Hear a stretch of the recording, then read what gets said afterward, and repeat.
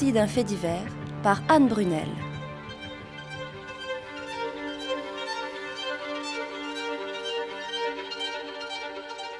Quand on parle des Vosges, on dit tiens, c'est là qu'on a tué le gosse, ou c'est là qu'il y a eu l'affaire Grégory, ou c'était peut-être un peu la honte. Dans la région, on n'a pas envie de s'étaler sur un sujet comme celui-là. Parce que je me dis, ça fait quand même 10 ans que ça s'est passé. Et puis, il faut peut-être aussi leur foutre un peu la paix à ces gens-là. Ils n'ont rien demandé. Ils n'ont rien demandé, ils ne demandent que la paix. Dans certains journaux, on a vraiment décrit les Vosges d'aujourd'hui comme, je sais pas moi, les Cévennes du temps de la bête du Gévaudan. C'était fou, quoi. Et de véritables hommes des bois, analphabètes, vêtus de peau de bête, c'était absolument ridicule. C'est vrai que quand vous arrivez dans cette vallée de la Vologne, qui est une vallée complètement sinistrée, c'est là qu'il y avait pratiquement tout ce qu'on a appelé l'Empire Boussac, qui, comme vous le savez, a été démantelé petit à petit. C'est pas un paysage spécialement riant, c'est sombre, il y a un peu partout des usines en ruine qui s'écroulent. La vie des villages a évidemment suivi la crise économique. Vous avez de plus en plus de villages où il n'y a plus le moindre commerce, même plus de café, plus rien. Quand vous arrivez là à la tombée de la nuit, on peut être un peu impressionné par ça. C'est vrai que c'est pas gai, c'est pas un décor gai. C'est vrai que les Vosgiens sont des gens assez réservés. Puis c'est quand même pas agréable quand vous habitez votre village, votre région, d'être considérés comme des bêtes curieuses, d'être traqués par les journalistes qui veulent absolument vous faire dire ce que vous voulez pas dire pour la bonne raison que vous savez rien. Puis enfin, je suis moi-même un provincial, donc rien ne peut me surprendre.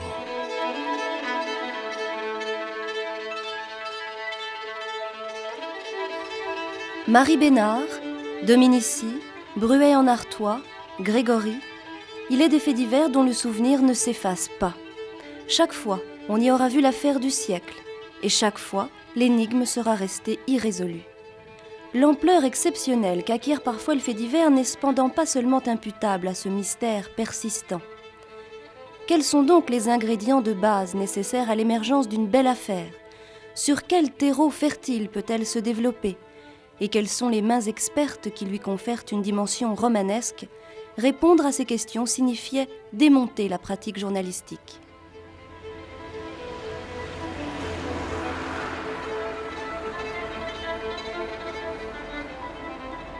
Ce peut être un simple exercice critique auquel s'est prêté Lionel Roux, grand reporter à l'Est républicain. Mais ce peut être aussi un exorcisme, comme pour Laurence Lacour, repenti et blessé d'avoir partagé l'existence de la Horde dans les méandres de la Vologne. Laurence Lacour qui s'est imaginé en finir avec les souvenirs en les gravant dans un livre, Le bûcher des innocents.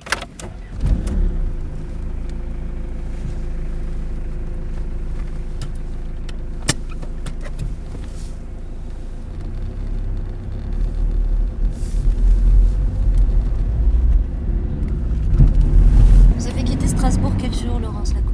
J'ai quitté Strasbourg le jeudi 18 octobre en début d'après-midi avec l'intention de revenir le soir même puisque j'étais sur un autre fait divers à l'époque et que je ne pensais absolument pas rester à l'Épanche-sur-Vologne, que le village que je ne connaissais pas. Je suis arrivée dans la région en tâtonnant un peu. J'étais avec Denis Robert de Libération, d'ailleurs on était sur le même sujet, donc c'est pourquoi on avait voyagé ensemble.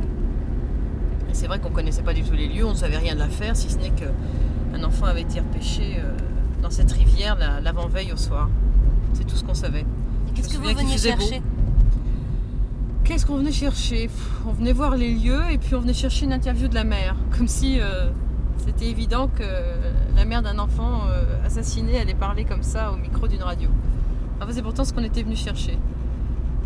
Et puis finalement, évidemment, il n'y a pas eu d'interview de la mère parce que les parents de Grégory étaient dans un état tel qu'il n'était pas question de les interviewer. Puis moi, en plus, j'avais pas vraiment envie de le faire, quoi. Donc j'ai renoncé en arrivant devant la maison. Quand j'ai vu que le corbillard venait d'arriver, c'était retour de la morgue. Et je me suis avancée vers la maison, pas très fière de moi. Et puis il y a quelqu'un qui est sorti en larmes de la maison et qui m'a dit « Mais laissez-les, fichez-leur la paix, fichez-leur la paix ». Alors ça m'a servi de bonne raison pour faire demi-tour.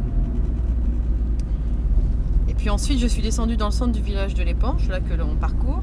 Et puis je me suis rendue au bar de l'Est, qui est l'un des 2 bars du village, où étaient regroupés beaucoup d'ouvriers, beaucoup de gens qui prenaient un verre. Là. Puis alors évidemment, le crime était sur toutes les lèvres, c'était vengeance à mort. Il y a un ouvrier qui disait si on le trouve, on va l'attacher sur un poteau au centre du village et on lui fera la peau en lui mettant chacun un coup de couteau. On est 1100 et on lui donnera 1100 de coups de couteau. Et à la fois, ça m'avait terrifiée, en même temps, ça m'avait fait presque éclater de rire, parce que tout ça me paraissait... il y avait une tension nerveuse autour de cette histoire et des réactions des gens qui étaient assez... qui fait que nous, très vite, on s'est trouvés très nerveux également.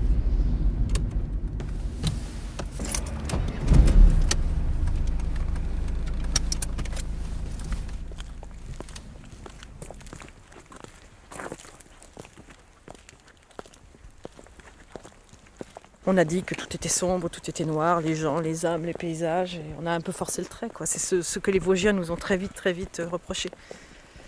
Et après, c'est vrai qu'après, au début du printemps 85, à une époque où l'affaire a commencé à se calmer un petit peu, là on a eu envie d'aller dans les petits chemins, d'aller un petit peu au soleil, de prendre des repas sur des terrasses, de s'enfoncer un peu dans les forêts, d'aller voir les torrents. Ça oui, ça on a commencé à le découvrir, mais au début non, pas du tout.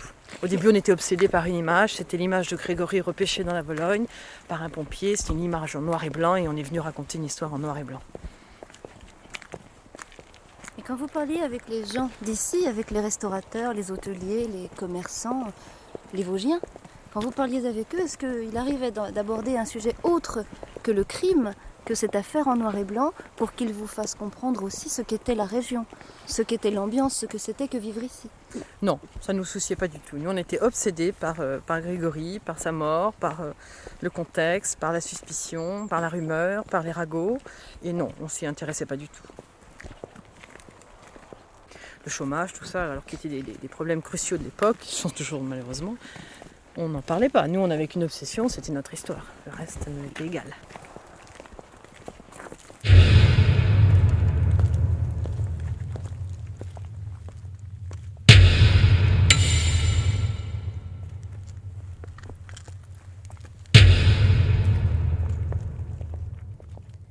Maurice Levert, historien, spécialiste du fait divers. Je crois que c'est une espèce de constante de l'esprit humain, cette espèce d'attirance que l'on a, d'abord pour le drame, pour l'énigme aussi, et puis pour la cruauté. Je vous citerai, si vous permettez, non pas dans le texte, parce que je ne l'ai pas sous les yeux, mais enfin ce passage du De Natura Rerum, de la nature des choses de Lucrèce, où il dit de façon très claire qu'on éprouve une joie sans pareille lorsqu'on se trouve au bord de la mer, sur la terre ferme, et que l'on voit au loin un bateau en train de se noyer avec des malheureux, n'est-ce pas, qui essayent de se sauver, mais qui vraisemblablement ne s'en tireront pas. Quelle grande volupté, parce qu'on se sent en sécurité, on se sent pleinement vivre à ce moment-là. Alors vous voyez que cet instinct est très ancien chez l'homme, et je crois que nous ne l'avons pas inventé. Et si l'affaire Villemain aujourd'hui nous fascine, c'est pour plusieurs raisons. D'abord parce que c'est une énigme, et qu'il y a un côté roman policier. On attend que cette énigme trouve sa solution. On peut d'ailleurs l'attendre longtemps peut-être. Et on attend la clé de l'énigme, le nom de l'assassin. Mais aussi parce qu'il y a meurtre d'un enfant, c'est-à-dire crime absolu. Parce que c'est vraiment au propre le crime contre l'humanité, puisque l'enfant, c'est l'espoir du monde. Et il y a aussi autre chose très claire dans l'idéologie judéo-chrétienne, c'est le sacrifice, la notion de sacrifice de l'innocent, et ça nous reporte au sacrifice d'Abraham, naturellement. Et puis il y a la dimension tragique, parce que c'est une histoire, si j'ose dire, qui est tout à fait digne des Atrides, par raison de sang. C'est l'histoire d'une vengeance. Tout à fait. Raison de sang contre raison d'État, c'est exactement la question que pose Sophocle dans Antigone. Et quant au rôle de Christine Villemain, eh bien elle incarne en quelque sorte le soupçon qui pèse sur la mère, et nous nous retrouvons devant Médée. La mère coupable, la femme pécheresse et sorcière, ça aussi, c'est un thème qui a été très, très longtemps développé et pratiqué par la presse.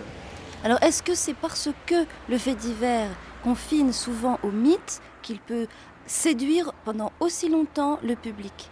Je crois, mais vous avez raison de parler de mythe parce que c'est le propre du fait divers de se détourner du quotidien dont il est chargé de rendre compte pour rejoindre précisément la dimension mythique. Et cela très tôt. Je reviens, si vous permettez 2 secondes, à mes canards sanglants, comme je les appelle. Dites-vous bien que ces canards, ce sont les origines de la presse, n'est-ce pas? C'est l'archéologie de la presse. Or, il est quand même très étonnant de constater que ces canards, qui relatent tous des faits divers horribles, des crimes, des viols, des catastrophes, des monstruosités, des effets de sorcellerie, de revenants, de fantômes, etc. Bon, où d'ailleurs le tragique se mélange au stupéfiant, à l'extraordinaire.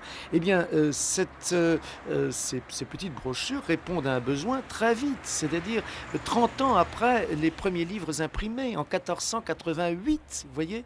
Donc très très tôt. Et très tôt, il y a eu dans le public ce besoin d'information, et d'information très particulière, c'est-à-dire on peut vraiment déclarer que le journalisme est né du fait divers. Alors, comment s'opère cette mutation? Eh bien, par elle-même, parce que dans le fait divers, il y a récit, et que dans récit, il y a littérature, entre guillemets. Dans les canards sanglants des XVIe et XVIIe siècles, le même fait divers prend une dimension littéraire dès le début parce qu'il y a rédaction. Il y a information et littérature qui sont indissolublement liées. Et dans l'affaire Villemain, eh bien, il y a mythification sous l'action des médias, c'est évident. Et les acteurs de l'affaire deviennent instantanément des stéréotypes.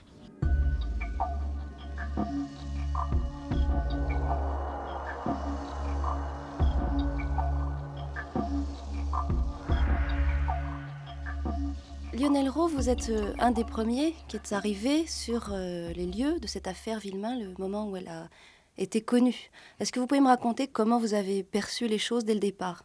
Pourquoi c'était si important dès le départ? Parce que c'était quand même un crime. Déjà, le crime en lui-même était extraordinaire et atroce. Cet enfant ficelé, cette revendication au téléphone chez son oncle. Et on a appris à ce moment-là tout cet environnement de corbeaux que tout le monde ignorait, évidemment, sauf dans le village. Donc ça donnait tout de suite une dimension tout à fait exceptionnelle. Alors il y a eu les ficelles, il y a eu le coup de téléphone et le corbeau dans l'immédiat. Alors pourquoi pour l'affaire Grégory, il n'y a pas eu de période de silence? Pendant 10 ans, on en a parlé au début tous les jours Oui. et ensuite très régulièrement. Oui. C'est-à-dire que l'actualité en a été sans cesse revigorée. Bon, jusqu'à l'arrestation de Christine Villemain, je pense que c'est pas la peine d'insister. Il y a eu l'arrestation de Laroche, il y a eu sa libération, il y a eu son assassinat, puis donc l'inculpation de Christine, son incarcération, sa remise en liberté. Donc on peut dire que jusqu'à l'été suivant, presque 1 an, il y a eu une actualité quasi quotidienne. Puis après, Christine avait été remise en liberté, mais elle demeurait inculpée. Elle était sans arrêt convoquée chez le juge.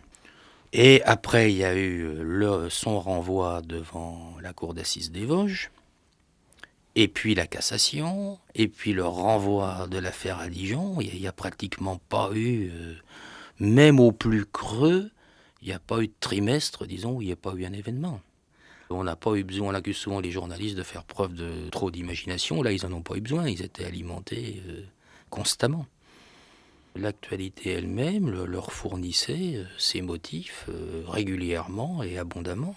Comment expliquez-vous que sur place, au moment des débuts de l'affaire, il y ait eu des camps de journalistes, des clans, des factions partisanes allant dans un sens et face à une autre faction allant dans un autre sens? Il y avait dans cette affaire un certain nombre d'avocats. Et vous savez très bien que dans les affaires criminelles, la plupart des informations viennent généralement des avocats. Et certains journalistes connaissaient bien certains avocats et d'autres. Et fatalement, quand on était particulièrement en bon rapport avec l'avocat, soit des Laroche, soit des Villemain, on avait plus de renseignements allant dans le sens de la culpabilité de l'un ou de l'autre. Et du moment qu'on avait plus de renseignements, on faisait des papiers plus importants. C'est-à-dire qu'on est un peu lié par ces sources d'information. Évidemment.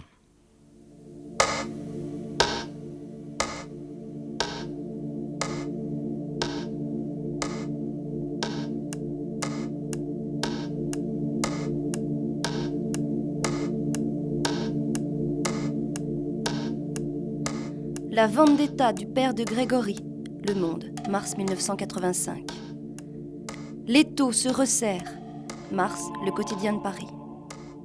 Le monstre de la Vologne. Juin, Le Figaro. L'affaire maudite. Match, juillet. Sublime, forcément sublime, Christine V. Libération, 17 juillet 1985. Who killed little Gregory? Newsweek, juillet.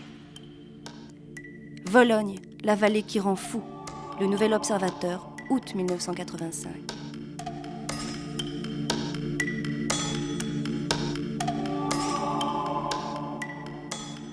Pour l'amateur de clichés, la presse est une source intarissable. Pour la jeune ethnologue Léonore Lequesne, ce fut surtout un riche matériau brut sur lequel elle a fondé son premier travail de recherche. Comme tout le monde, donc les journalistes ont des schémas de pensée préétablis et ils ont plaqué ces schémas-là sur l'affaire Villemain. La justice s'avérait incapable d'expliquer la mort d'un enfant de 4 ans. Les journalistes donc ont cherché des explications pour leurs lecteurs. Et ce sont ces explications-là qui m'ont intéressée en tant qu'ethnologue. Alors, à un moment de votre travail, vous dites que les journalistes sont restés dans le domaine des suppositions et des stéréotypes. Alors, de quels stéréotypes s'est-il agi exactement? On peut déjà différencier dans cette affaire plusieurs moments. Donc il y a deux moments forts. Le premier moment, c'est autour de l'accusation de Bernard Laroche et le second, c'est autour de l'accusation de Christine Villemain. Le 17 octobre 1984, Jean-Marie Villemain reçoit le message du corbeau qui dit « Voici ma vengeance, maintenant tu peux faire le fier sans ton gosse avec ton argent ». À partir de là, la presse a juxtaposé au mot vengeance le mot d'envie et au mot d'argent le mot de réussite. Et c'est là qu'elle va construire son schéma que j'ai appelé le schéma ouvrier. C'est un schéma qui suppose que les ouvriers ne vivent que par et pour leurs biens matériels. Un schéma qui explique aussi que les rapports humains ne sont régis que par la haine et l'envie. La presse insiste surtout sur l'égalité familiale et sociale des deux cousins. Ils sont tous les deux contremaîtres. Ils ont à peu près le même âge. Jean-Marie Villemain en a 27 et Bernard Laroche 29. Ils ont tous les deux fondé une famille nucléaire, c'est-à-dire avec une femme et un seul enfant. Ils ont tous les deux une maison individuelle. Ils ont tous les deux voitures. Donc la presse insiste vraiment sur l'égalité. Ça, c'est un élément important parce que elle reconstruit en fait inconsciemment le cadre idéal de la manifestation de l'envie. L'envie qui est une force capable de détruire des vies humaines. Une seule chose les différencie, c'est l'intelligence de leur enfant. La presse explique bien que Grégory est un fils formidable, un fils intelligent, vif. Malheureusement, le fils de Bernard Laroche et Sébastien est un enfant hydrocéphale. Donc à cause de cet handicap, Bernard Laroche n'arrivera jamais à réussir aussi bien que Jean-Marie Villemain. La presse d'ailleurs explique bien. Oui, la presse explique que Jean-Marie et Christine forment un couple banal, promis à un avenir de citadin, et non plus de paysans travaillant à la ville comme le cousin Bernard qui gagne sa vie aussi bien que Jean-Marie mais sans arriver à lui ressembler. Bernard Laroche a donc toutes les raisons d'être envieux. Donc il a tué l'enfant, Grégory. Donc la presse a trouvé le coupable. Bon, mais le problème c'est que Bernard Laroche n'avoue pas. Et donc là, la presse va devoir chercher les signes chez le personnage qui, malgré tout, prouve le destin de criminel de cet homme. Donc elle va le trouver dans son physique. Elle va expliquer qu'il est roux, il a la moustache rousse. Et ça, c'est pas anodin. Les roux sont des gens dans l'imagination populaire qui sont censés être conçus pendant les règles de leur mère, qui ont donc le sang fort. Et ce sont des personnages qui sont toujours associés au crime de sang. Ensuite, la presse explique que Bernard Laroche a les yeux exorbités. Et l'envie, c'est une force quand même qui se transmet par les yeux, donc c'est pas non plus un détail anodin. Elle explique qu'il a une carrure de bûcheron. Jean-Marie Villemain se trouve dans le domaine de la civilisation, dans la plaine. Bernard Laroche, lui, se trouve dans la forêt, le monde du sauvage, en fait. Explique aussi, ça c'est dans sa vie sociale, on explique qu'il travaille la nuit à l'usine et le jour dans la forêt. Et en fait, la presse tend à montrer qu'il agit à l'inverse des autres travailleurs. Pourtant, le rythme des 3-8 est un rythme quand même qui est complètement commun, j'imagine, aux travailleurs de cette région. Grâce à ce détail, la presse tend à en faire un personnage social, qui revendiquerait en fait sa différence, puisqu'il agit à l'inverse des autres travailleurs. On explique aussi que sa mère est morte en couche. Donc dès sa naissance, il est né en fait pour faire le mal. On explique également la presse explique également qu'il s'occupe de ses 2 tantes handicapées mentales.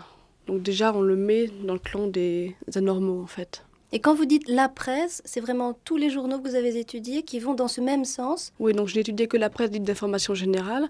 J'ai laissé de côté la presse à grand public, comme on dit, parce que là, j'aurais été moins crédible. J'ai voulu voir si même la presse dite d'information générale se servait de tels schémas.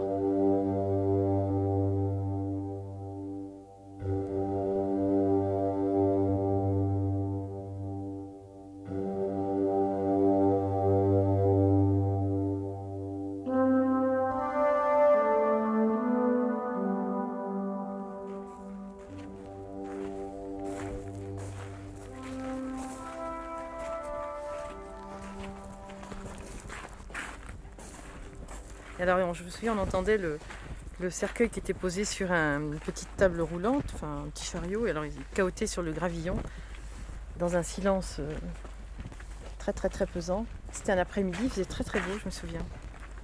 Froid, mais très beau. Puis après, ça a dégénéré, quoi.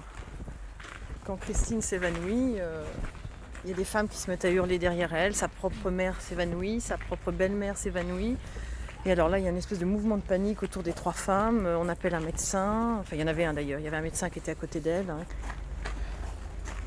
Une fois que Jean-Marie Villemain a évacué sa femme après l'avoir prise dans ses bras, eh bien, là, les photographes ont couru vers eux pour essayer de les photographier au plus près. Il y a un caméraman qui a sauté le muret qui a couru. Le maire l'a ceinturé. Bon, ça a vraiment dégénéré. Puis là, les pompiers ont décidé de faire évacuer le cimetière, quoi, parce que... Et alors du coup, Grégory est descendu en terre tout seul, presque. Enfin, pas tout seul, mais dans un chahut. Et ses parents n'ont même pas pu le voir. Enfin, voir son inhumation. Déjà, rien que l'enterrement était assez exceptionnel par son déroulement, quoi, puis son intensité. C'est un peu à l'image de tout ce qui s'est fait plus tard.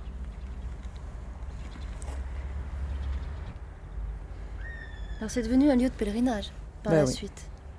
C'est très vite devenu un lieu de pèlerinage, oui. Parce que d'abord, je pense qu'il y avait au départ un phénomène de compassion, ensuite un phénomène de curiosité. Et puis, c'était aussi un point de ralliement pour toute la presse photo, images, qui attendait la visite de sa mère. Parce que qu'est-ce qu'il y avait de plus surprenant comme image à l'époque que de voir Christine Villemain s'incliner sur la tombe de l'enfant qu'on disait qu'elle avait assassiné. C'était une photo qui était extrêmement forte. Et donc, voilà, quoi. Alors c'est vrai que les photographes avaient même, sur le petit mur derrière nous, avaient installé parfois des étiquettes avec leur nom pour être sûr de retrouver leur place là, quand ils s'absentaient un petit peu pour aller acheter des cigarettes ou du ravitaillement. Et il y avait une espèce de rituel comme ça, qui était complètement païen évidemment, qui ne tenait pas du tout compte de l'atmosphère. Et puis dès qu'elle était partie, Dieu sait si elle a été des dizaines et des dizaines et des dizaines de fois photographiée ici. Les gens venaient voir qu'est-ce qu'elle avait fait, qu'est-ce qu'elle avait déposé comme fleurs, comme plaques, qu'est-ce qu'il y avait de nouveau. Enfin, C'était l'objet d'une mise en scène aussi, cette tombe. C'est vrai que 2 journalistes du Parisien Libéré qui sont arrivés peu de jours avant Noël 84 avaient pour idée de vouloir illustrer le premier Noël des parents de Grégory sans leur fils. Et ils ont cherché une idée originale parce que c'est vrai qu'en 3 mois on avait déjà dit et fait beaucoup de choses et ils ont acheté des jouets. Enfin il y avait 3 colis dont un de vide je crois, c'était des paquets cadeaux et puis un petit tracteur d'enfants. Ils les ont déposés sur la tombe. Ensuite ils sont allés voir les parents de Grégory, ils leur ont demandé de faire une photo devant la tombe. Bon les parents voulaient pas poser, mais comme de toute façon ils y allaient tous les jours, ils savaient très bien qu'avec ou sans l'accord ils auraient été photographiés. Et donc quand ils sont arrivés, ils se sont recueillis, ils se sont étonnés de voir ces cadeaux. Et puis au moment où ils se recueillaient, ils ont été pris en photo par le photographe qui les suivait d'un peu plus loin. Et puis au moment de partir, ils ont dit mais d'où ça vient, ça, qui a déposé ça? Et puis c'est là que le photographe a avoué que c'était lui, puis c'était trop tard, quoi. Puis 2 jours plus tard, il y avait la photo dans le Parisien et dessous il était marqué les parents de Grégory ont déposé les jouets qu'ils avaient achetés pour Noël pour leur fils, c'est un acte d'amour. Madame Conrot fut l'un d'entre eux, avant d'acheter la maison des Villemain, mise en vente après le crime. Moi, je suivais l'affaire et puis un dimanche qu'on était en vacances, je dis à mon mari, bon, on monte, on va chercher parce qu'on ne savait même pas où ça se trouvait, l'éponge. Et puis on a cherché, comme sûrement beaucoup de gens, hein. J'étais curieuse et puis on est allé à la tombe. Et puis après on a cherché la maison. Et puis tout de suite mon mari a dit, tiens, pour la retraite on pourrait peut-être quand même voir. Et puis voilà, c'est comme ça qu'on l'a acheté. On a cherché la maison et comme dit, ça a plu à mon mari. Mais je vous dis, ça s'est passé au mois de juin et c'est seulement au mois de décembre qu'on l'a acheté. Alors, c'était pas pour tout de suite. Bon, je voulais aller sur la tombe du petit Grégory et puis... Et vouloir voir la tombe, c'était pour vous y recueillir ou pour ressentir quelque chose? Non, parce que moi-même, j'ai déjà perdu 2 enfants. Alors, ça m'a fait un petit peu... Bon, et puis pour aller voir la tombe, oui, la région où ça s'est passé, parce que c'est quand même une affaire. Pour faire une chose pareille, je ne sais pas. Pour licoter un enfant... Il y a beaucoup de journalistes qui sont venus ensuite vous rendre visite, vous questionner. Oui. Au début, bon, il m'avait dit, bon, c'est juste pour une phrase, pour quelques mots. Et puis après, il y avait des pages entières et puis que des mensonges. Hein. Alors, j'ai dit, plus personne, je ne veux plus voir de journalistes. On nous a tellement... Vous a embêté beaucoup? Ah oui, ah oui, eh oui. Mais qu'est-ce qu'ils cherchaient, à votre avis, tous ces journalistes? Mais ils voulaient savoir comme nous, pourquoi on a acheté la maison, qu'est-ce qui nous a plu, pourquoi on est venu d'Alsace dans les Vosges, si ça nous a rien fait pour entrer dans cette maison. J'ai dit, écoutez, comme ça, si on achète une maison, une vieille maison, on ne sait jamais ce qui s'est passé dedans, hein, sinon on n'achèterait même pas. Hein, mais là, apparemment, il n'y a rien qui s'est passé dans la maison, donc au départ, oui, ça m'a quand même un petit peu... j'avais un pincement de cœur, hein, mais après, bon, comme on a tout transformé, non. Est-ce que vous avez le sentiment que les journalistes venaient aussi pour essayer d'entrer dans la maison? Il n'y a jamais personne qui est rentré, sauf celui-là de Paris Match. Il était venu, mais les autres, non, il n'y a personne qui voulu rentrer. Et puis, c'est pas ça, si seulement il raconterait ce qu'on a dit, mais il met toujours plus, et puis en plus de ça, il mente. Et pourquoi font-ils ça, à votre avis? Ben, je ne sais pas. Pour marquer quelque chose dans les journaux, je ne sais pas. Alors, jusqu'au jour où si je vois des journalistes, je ferme la porte. Non, je ne veux plus rien savoir. Hein. J'étais à la réception, je m'occupais aussi du service des petits déjeuners. Laurence Fagnot-Martin. Toutes les chambres n'étaient que des chambres de journalistes. Au début, c'est un peu impressionnant parce qu'on n'a pas l'habitude de voir toute une horde de journalistes qui arrivent comme ça, qui veut une chambre, ou alors dans le style dépêche-toi, il me faut une chambre tout de suite, j'en ai besoin, je peux pas aller ailleurs. Vous avez appris quoi exactement? Des comportements qui vous ont surpris, des choses qui vous ont étonné? Oui, plutôt, parce que certaines personnes ont changé d'attitude, certains journalistes ont changé d'attitude. Au départ, ils étaient plutôt sympas, et quand si l'affaire n'allait pas dans le sens de ce qu'ils pensaient, ils se sentaient un peu plus peut-être attaqués. Donc là, ils nous en faisaient voir de toutes les couleurs. Ils ne se comportaient pas comme des clients ordinaires? Non. Le journaliste conquérant, c'était le tutoiement d'entrée, c'était t'as qu'à me monter un Perrier ou je voudrais boire un whisky, mais il n'y avait jamais de s'il te plaît ni s'il vous plaît. C'était la façon cavalière. Il y a eu un soir où j'avais oublié mes clés, donc je suis repartie à la réception de l'hôtel pour reprendre mes clés pour rentrer chez moi. Il était 1h du matin et je suis arrivée là, il y avait un bruit et je me suis demandé ce qui se passait.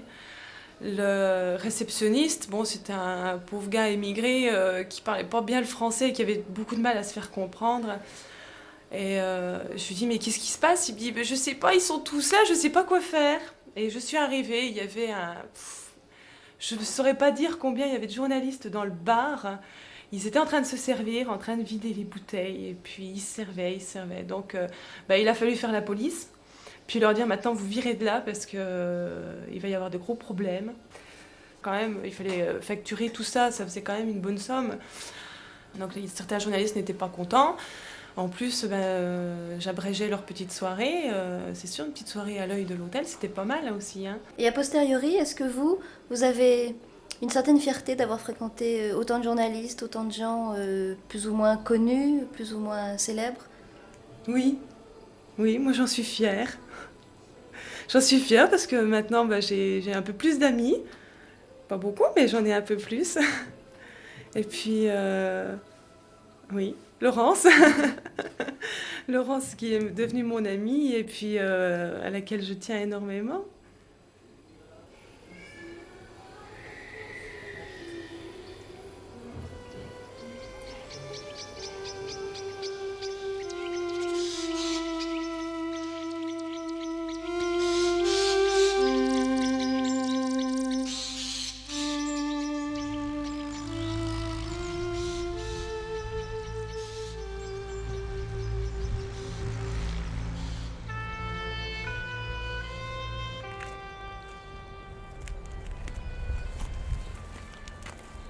C'était une époque où on n'était pas du tout séparés en poules fratricides comme on a pu l'être plus tard sur cette affaire. C'était vraiment encore une époque où on était... c'était convivial. On avait un peu un côté Rouletabille, un côté Tintin. Et on était tous là à la recherche d'indices, de témoins, à échafauder des scénarios, trouver des mobiles, à repérer comme ça dans le regard ou dans le sourire des uns et des autres ce qui pouvait trahir l'assassin. Donc c'était un jeu, quoi. C'était très ludique. Vous étiez combien de journalistes au début, là, quand vous vous déplaciez en tribu? Au début de l'affaire, on était on était une soixantaine de journalistes qui sont arrivés en l'espace de 3 jours. Entre la mort de l'enfant et son enterrement, c'est-à-dire 4 jours plus tard, sont arrivés tous les représentants des médias nationaux, radio, télé et puis quotidien. Et ensuite les hebdomadaires, mais même les hebdomadaires sont arrivés très vite. Tout le monde est arrivé très très vite sur cette affaire. Une espèce d'attirance qui n'a laissé personne derrière soi. Enfin bon, tout le monde était là.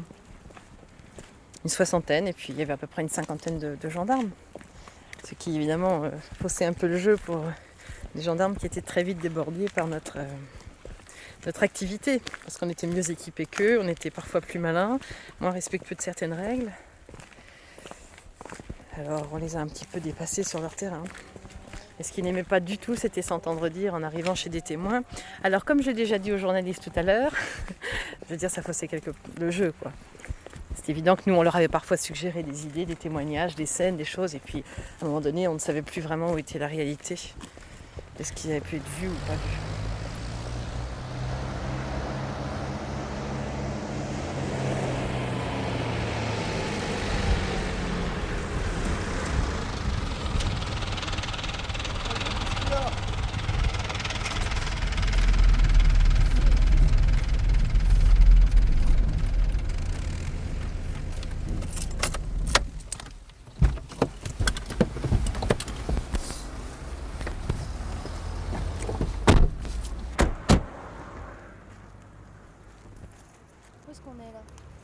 Là, on est à Decelles, en plein cœur du village, au bord de la Vologne. Donc, le cours a été modifié lui aussi, visiblement. C'est-à-dire à l'endroit exact où Grégory a été retrouvé tard le soir du 16 octobre par des pompiers et des gendarmes qui effectuaient une battue le long de la rivière.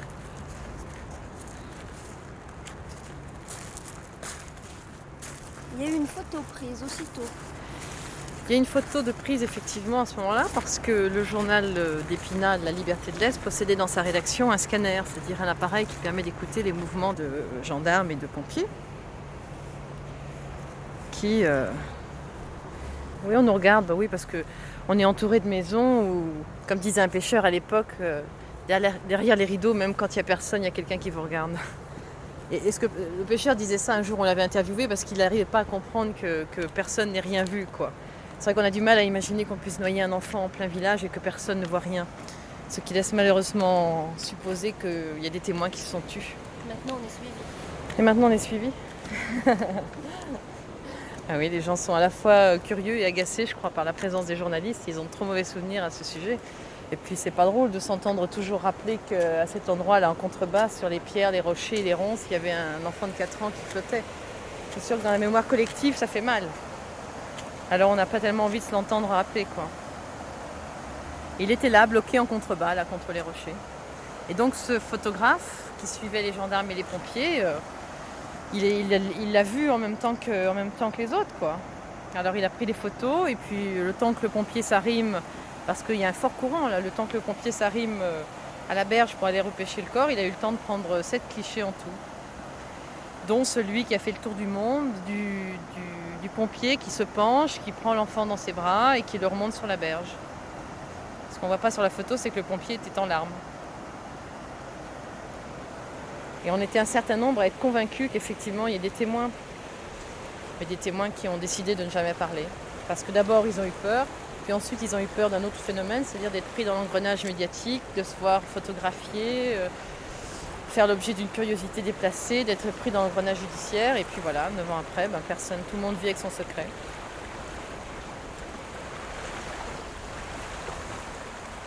Les gens ont beaucoup souffert quand même d'être associés à cette histoire. À cette histoire et à ce qu'elle a généré ensuite, ce qui a beaucoup gêné, beaucoup scandalisé. Le côté médiatique, l'argent, la publicité. Puis les gens ont le sentiment qu'on a dépensé beaucoup d'argent pour cette affaire.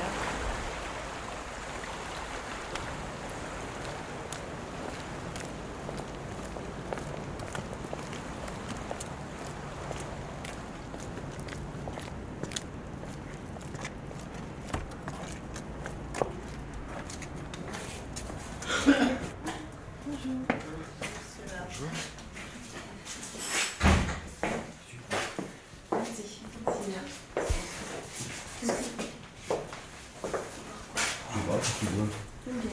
Une bière. Moi, je vais prendre un Perrier, s'il vous plaît. Un Perrier.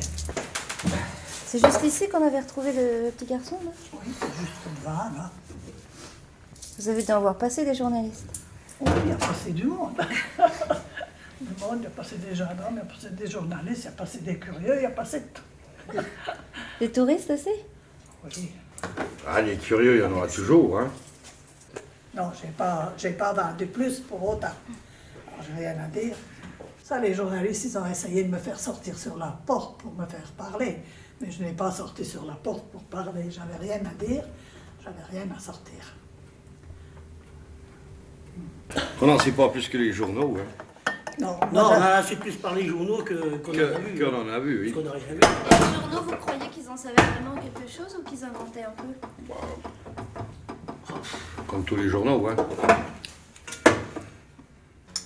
qu'est-ce qu'on voulait faire? Qu'est-ce que c'était que cette histoire? Personne n'en sait rien. Donc qu'est-ce qu'on...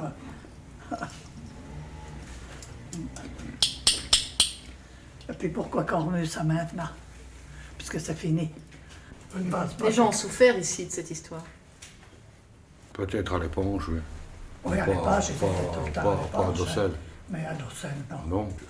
Ils ont su que le gosse a été jeté là. Peut-être que. Certains Moi, ont j'avais dit, oh des ben clients. merde alors. J'avais des Qu'à le clients dire, là, moi à je la te parle table là. comme ça, moi. J'avais des clients. Ben, merde. J'avais beaucoup de clients dans ce temps-là. Ça fait longtemps, hein, déjà. Ben, ils jouent aux cartes. Comme c'était marqué sur le journal, ils sortaient faire pipi dehors. Personne n'a remarqué quoi que ce soit. Et le soir où ils ont retrouvé le petit, vous étiez encore dans votre bar? Le soir? Non, j'étais au lit. Et là, je peux dire, j'ai entendu crier de l'autre côté. Et ça, je peux le dire puisque je l'ai Bah oui, bah. J'ai entendu crier, j'ai dit, tiens, t'en voilà qui s'engueule. Et puis, ça ne me regardait pas, mais malgré tout, j'ai ouvert mes volets, j'étais au lit. J'ai ouvert mes volets, j'entends plus rien, je me recouche. 5 minutes après, je rentends. Ben, je dis, il y a quand même quelque chose là-dedans. Je l'ai déjà dit, t'as déjà entendu dire. Non, peut-être, oui, oui, peut-être. Et puis, je rouvre mes volets, puis j'entends dire, il faudrait téléphoner à l'éponge. Et puis, moi j'ai dit, je ferme mes volets, comme moi j'avais le téléphone, puis qu'il n'y en avait pas partout dans ces moments-là. Et puis c'est tout, je me recouche. Quand les gendarmes sont arrivés, puis ma foi, je connaissais un peu les gendarmes dans ce temps-là, je leur demande. Alors ils m'ont dit, il y a un gosse de noyer, mais puis c'est tout. Puis ma foi, le lendemain, j'ai su. Et puis il y avait le maire, c'est tout. Le maire, sa fille, un monsieur qui habite pas loin, et puis moi qui ont entendu, mais personne dans le pays ne savait quoi que ce soit. Ça, je le dis, personne ne le savait. Et il était 9h, 9h05. Eh oui, c'est ça, les petits. 3 canons et une bière. Hein? Oui. Alors, 15 francs. 15,50. Merci, madame. Merci. Non, je ne peux pas vous renseigner sur quelque chose de mal, ni de bien. Je n'ai rien à dire. L'affaire Dominici, elle doit être connue dans le monde entier, à mon avis. Oui, ça prend pareil. On attend le film. Hein. Je pense que je n'ai pas dit mal. Non. Ce qui est. Mais voilà, j'espère aussi.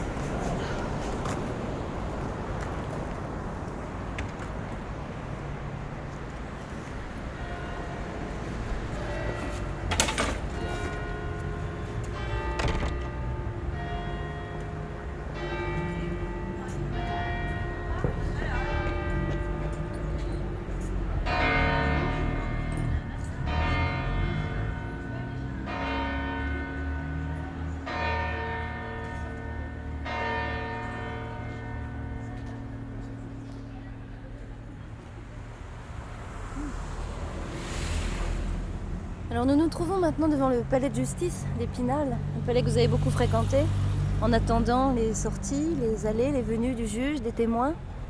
en vous tenant au chaud dans un café à proximité.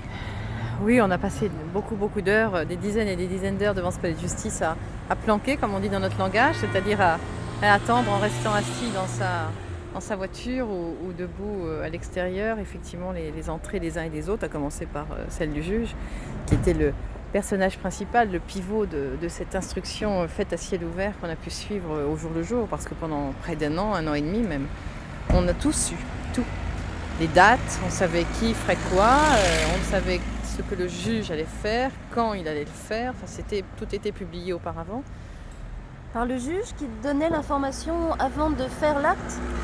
Pas nécessairement par lui, mais bon, déjà la présence d'une dizaine d'avocats dans cette affaire multipliait les sources et les fuites, c'est évident. Mais les policiers, enfin tous ceux qui concouraient, comme on dit, à la manifestation de la vérité dans cette affaire, oui, ils donnaient les éléments, même le juge lui-même.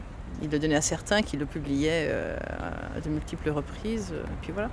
Le palais de justice, c'était aussi le lieu des conférences de presse permanentes. C'est-à-dire qu'il y avait un rituel. Dès que les avocats sortaient du palais de justice, ils savaient très bien, ils l'attendaient d'ailleurs, que devant eux, il y aurait une forêt de micros ou de caméras et de stylos. Et alors à chaque fois, ils nous faisaient une déclaration qui pour la plupart était insipide, parce qu'ils ne pouvaient pas violer le secret de l'instruction officiellement, alors qu'ils le faisaient officieusement. Mais donc ils nous disaient, on a avancé, on a reculé, dans 15 jours le corbeau aura un nom, la vérité va sortir. Enfin, ils nous tenaient pas mal en haleine également. Ils avaient une série comme ça de phrases interchangeables que nous on recueillait benoîtement et religieusement, parce que c'était notre manne pour les journaux du soir, généralement, ou ceux du lendemain matin.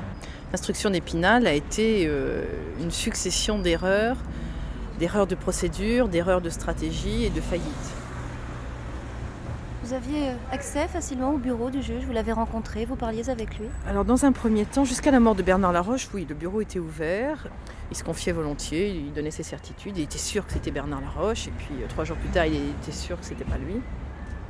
Mais après, ça s'est très vite arrêté, d'une part parce que peu de temps après l'inculpation de Bernard Laroche, les journalistes sont repartis à Paris parce que l'affaire entrait dans l'instruction vraiment judiciaire et qu'on n'allait pas quand même tout suivre au jour le jour, même si on savait de loin. Et puis on avait un coupable, donc pour nous l'affaire était terminée, le coupable était là, il était sous les verrous, puis voilà, on attendait le procès d'assises. Bernard Laroche libéré, le lendemain, se sont enclenchées les premières campagnes de presse visant Christine Villemin. Pourquoi de presse? Pourquoi de presse? Parce que la justice n'ayant aucun biscuit, si vous me permettez l'expression, contre elle, hormis une expertise en écriture dont on devinait qu'elle la désignait, il fallait aboutir à ce qu'elle craque, à des aveux. Et c'est vrai que quand les policiers ont repris l'enquête derrière les gendarmes, puisque le juge Lambert à un moment donné a dessaisi les gendarmes et a mis la police judiciaire de Nancy sur l'enquête, ils n'avaient rien contre elle. Donc, mais ils avaient un parti pris. Le postulat de départ, pour eux, c'était la mère, parce que la mère était officiellement la dernière personne à avoir vu l'enfant. Ce qui est un peu moins vrai si on considère que l'enfant a été enlevé. Et donc, ils avaient ça comme postulat de départ, ils en ont fait un présupposé, et à partir de là, ils ont essayé de faire rentrer tout ce qu'ils trouvaient dans ce présupposé. Et ça a été un battage terrible dans le but de la faire avouer. De la faire craquer surtout, parce qu'avouer, on ne savait pas trop s'il y avait quelque chose à avouer, mais en tout cas de la faire craquer. Le problème, c'est que c'est pas elle qui a craqué, c'est son mari. Et c'est comme ça que Bernard Laroche a été assassiné. C'est à l'issue de 2 mois de campagne de presse contre sa femme.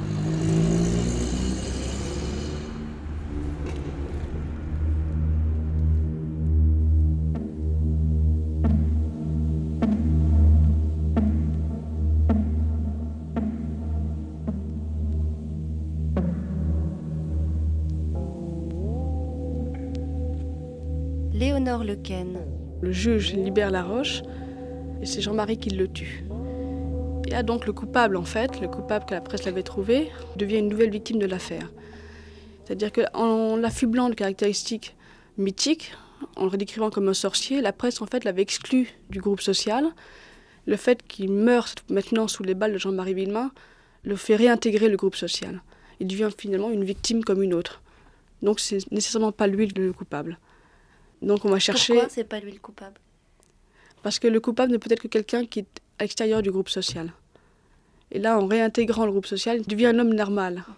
Et ça, la presse justement essaye d'expliquer qu'un tel meurtre ne peut être que le fait d'un être anormal.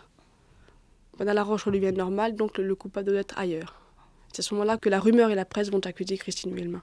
Et là, on arrive à la deuxième partie de l'affaire. deuxième schéma. Donc la presse va essayer de chercher le mobile. Pourquoi une femme va-t-elle tuer son enfant ? C'est-à-dire que la presse présuppose qu'il s'agit de Christine et ensuite va expliquer pourquoi. Oui. Donc la presse et la rumeur accable Christine Villemain et cherche un mobile et elle le trouve. Elle va le trouver, elle va sortir de son imagination le roman de Flaubert, Emma Bovary. Donc elle va imaginer Christine Villemain a tué son enfant pour détruire la cellule conjugale qui l'étouffait en fait. Christine Villemain s'ennuie dans son couple, dans sa vie quotidienne, donc elle tue l'enfant. Seulement le problème c'est qu'Emma Bovary faisait partie de la petite bourgeoisie, Christine Villemain était ouvrière. Mais la presse ne se pose pas de problème et va justement changer le contexte sociologique et va faire de Christine Villemain et de Jean-Marie Villemain un couple petit bourgeois, à l'opposé de Bernard Laroche et de Marie-Ange Laroche, qui eux sont restés ouvriers. Ce que la presse cherche, c'est à rendre intelligible le crime d'un enfant de 4 ans. Et pour ça, il faut simplement qu'elle va plaquer des schémas et il faut que les schémas à l'intérieur d'eux-mêmes, les schémas internes, soient logiques. Est-ce que sur le terrain, ça se passe comme ça ? C'est pas le problème. Il faut simplement que le schéma soit logique. Donc si Christine Villemain a tué son enfant pour détruire sa cellule conjugale, elle faisait nécessairement partie de la classe de la petite bourgeoisie. Donc elle va replacer le couple Villemain dans le cadre bourgeois. Alors comment s'y prend-elle ? Elle décrit Christine Villemain comme une petite bourgeoise. Elle est fine, élégante, à l'opposé de Marie-Ange Laroche qui, elle, est lourde. Marie-Ange Laroche s'habille avec des grands pulls. Christine Villemain, elle, s'habille tout en cuir, ce qui suppose qu'elle a le temps de lire des magazines de mode. Donc ce qui suppose aussi qu'elle ne travaille pas. Or, c'est faux, en réalité. Mais on sait que Christine Villemain était aussi ouvrière dans une usine. Christine Villemain était effectivement ouvrière dans une usine. Mais c'est vrai que quand on lit la presse, on a l'impression que tout d'un coup, Christine Villemain appartient à la petite bourgeoisie. Donc Christine Villemain est hautaine. Elle possède ce contrôle de soi caractéristique des petites bourgeoises. À l'opposé de Marie-Ange Laroche qui, dit la presse, s'épanche toute griffe dehors. La presse aussi laisse supposer que depuis la mort de Bernard Laroche et donc depuis l'emprisonnement de Jean-Marie Villemain, Christine vit de ses biens. Elle vend tout ce mobilier. Elle vend sa maison. À l'opposé de Marie-Ange Laroche qui, elle, pointe au chômage et recherche un emploi. Donc c'est l'image de la rentière. L'image de la rentière, tout à fait. Donc la vie avec Jean-Marie Villemain était décevante. Et la presse explique alors que Christine Villemain se réfugie dans la lecture, comme l'avait fait Emma Bovary avant. Donc elle lit tous les romans harlequins. La presse explique que la réalité se fond à la fiction dans l'esprit de Christine Villemain. Donc elle tue son enfant. Mais le problème, c'est que Emma Bovary, après l'adultère, se suicide, ce que ne fait pas Christine Villemain, qui, elle, au contraire, s'épanouit dans ce crime, comme le prouvent toutes les séances photos qu'elle se livre et le livre qu'elle écrit. Et ça, la presse et l'opinion publique ne peuvent l'accepter. Donc il va falloir là bâtir un nouveau schéma et montrer en quoi Christine Villemain est finalement quelqu'un d'anormal, qui a des traits extraordinaires. Parce qu'elle a assassiné son enfant, ce que l'on peut encore expliquer, mais qu'en plus elle s'épanouisse dans ce crime, ça ne marche plus, ça ne peut plus marcher. Donc la presse va l'affubler de caractéristiques sorcellaires comme elle l'avait fait pour Bernard Laroche. Donc ils expliquent que Christine Villemain, depuis que Jean-Marie Villemain est en prison, se métamorphose. Une coupure de presse explique par exemple « La biche apeurée devient louve agressive. Seule, la mère achève sa métamorphose. » Ça, la métamorphose, c'est quand même une caractéristique des sorcières. Qui peuvent se transformer en toute chose. Oui, qui se transforment en êtres agressifs en général. La presse parle également de sa dualité. Elle parle de sa force contrebalancée par une féminité excessive. Cette opposition entre la force et la féminité ne peut être que le fait d'une créature hors norme. La presse explique qu'elle devient vulgaire. Alors elle cite toutes les phrases dans lesquelles Christine Villemain emploie des mots grossiers. Qui en fait sont le plus souvent, si l'on se réfère aux citations données par les journaux, sont des phrases adressées aux journalistes qui vraisemblablement la harcelaient et dont elle voulait se défendre. Effectivement, c'est un comportement que les journalistes ont certainement créé. Dès que Christine Villemain est vraiment accusée, les journalistes vont parler de son frère et de son père bûcheron. Donc comme Bernard Laroche, elle aussi fait partie de ces êtres asociaux qui s'épanouissent dans la forêt. Dans le monde de la sauvagerie, en fait, à l'opposé du monde de la vallée, qui est celui des victimes, en fait. Elle explique également que Christine Villemain est étrangère au village. Elle vient d'autres villages. Et l'étranger, c'est ou le dieu ou le démon dans l'imaginaire populaire. Dans cette histoire-là, c'est le démon. La presse explique que toutes les expertises psychiatriques la traitent d'hystérique perverse. Et là, il faut savoir que l'hystérie, c'est une maladie dont souffraient les sorcières sous l'Inquisition. Donc ce n'est pas non plus un détail anodin. Le criminel, c'est toujours l'autre. C'est l'étranger. Il ne peut pas faire partie du groupe social. Est-ce que ce travail vous a conduit à avoir une opinion sur le rôle social du journaliste dans la société ? Je crois que le journaliste doit dénoncer des individus qui ne devraient pas faire partie du groupe. C'est ce qu'elle a fait avec Bernard Laroche et Christine Villemain. Et ça vise à protéger le groupe social qu'est finalement l'opinion publique. Ça vise à renforcer la cohésion sociale, oui. Laurence, à partir du moment où les soupçons se sont orientés vers Christine, c'est là que les clans entre journalistes se sont véritablement divisés? Oui, les clans ont commencé à naître vraiment après la libération de Bernard Laroche, parce que les avocats de Bernard Laroche avaient tiré les leçons des premières semaines médiatiques où tout le monde avait été sali et où leurs clients avaient été traités de monstres, de pervers, de psychopathes, comme peuvent l'être souvent les gens qui sont inculpés dans une affaire judiciaire en France. Donc ils ont tiré les leçons de cette première période et ils ont décidé de mener la presse là où ils voulaient l'amener. Pour cela, ils étaient aidés par un journaliste de Nancy qui avait la particularité de travailler pour 8 ou 9 médias, si on compte Ouest France qui était un journal régional, le grand journal régional. Et donc ce journaliste qui avec sa femme cumulait donc 9 correspondances représentait une caisse de résonance formidable. On lui donnait une information, on était certain de la retrouver dans tous les médias nationaux, puisque ses employeurs étaient successivement, plutôt conjointement, RTL, Le Figaro, Le Parisien Libéré, Le Quotidien de Paris, Le Journal du Dimanche, l'ACP, l'AP et puis Ouest France. Et François, bien sûr, sous des signatures différentes. Donc il était difficile pour le néophyte de repérer la source unique. Il est courant que les journalistes pigent parfois à droite à gauche en dehors de leur média principal, mais il est très rare de voir un tel monopole de l'information. Parce que ce qui est grave, c'est que ces gens qui avaient les moyens de forger l'opinion publique se sont effectivement employés à monter l'opinion publique contre Christine Villemain.